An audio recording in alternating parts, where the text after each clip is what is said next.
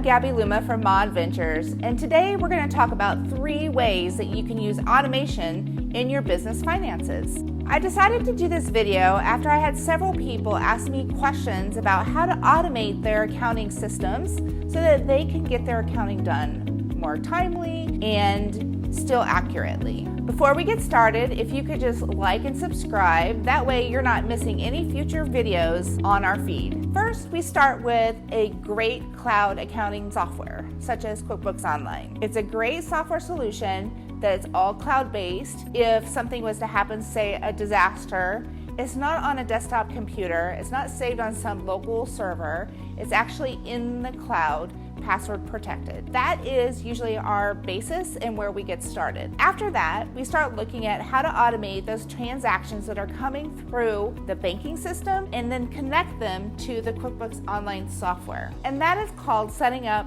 the bank feeds. And so once we set up the bank feeds of all your different credit card accounts and your bank accounts, it should feed all of that information directly into QuickBooks Online for categorization. The next thing that we do is we set up these reoccurring transactions.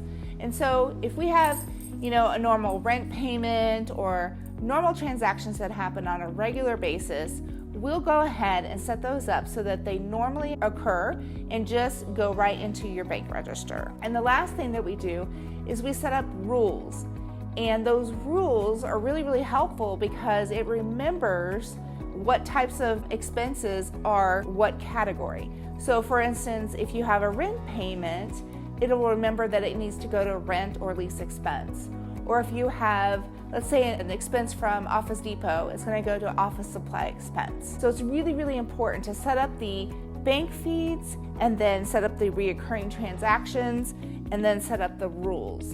And that will take care of a good portion of your automating of the actual banking transactions that are going through all those different bank accounts or credit card accounts. The second thing that we usually do is we make sure that all of your expenses are set up on a regular payment schedule and all go against one particular credit card. If you have, let's say, an electric bill, we're going to set that up on a regular reoccurring payment, an auto payment, let's say, directly to that credit card so that you're not sending out checks and having to add to that really old-fashioned way of doing things. The other thing that we do, and let's say you have a vendor who you can't set up on auto payments, but you can pay them via check, we use a system called Bill.com.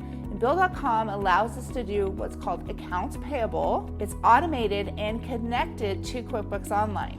So if you do have accounts payable and you have multiple vendors, then you can set them up as vendors in your Bill.com and they will receive either an electronic payment or a check payment. We always side with doing electronic funds transfers because they're so much more secure and they are faster. The third software that we use to connect to QuickBooks Online and automate your business finances is Receipt Bank. Receipt Bank is so cool because you can just use your telephone, take a picture of your receipt, and then it connects to QuickBooks Online and it recognizes the transaction within your bank account. That receipt is going to be saved with that actual transaction within QuickBooks Online, and you can then throw away the receipt because you have all the documentation for backup should you be audited. I love that application because I can look anytime and see, I forgot what I spent this money on. I can go back and look. Or if I have returns that I need to take back, then I can always pull up that receipt, show the cashier, and then get my refund as needed. And so the Receipt Bank is really, really cool. A great solution for all those different paper receipts that you get. So thank you so much for tuning in to our 3 ways to automate your business finances.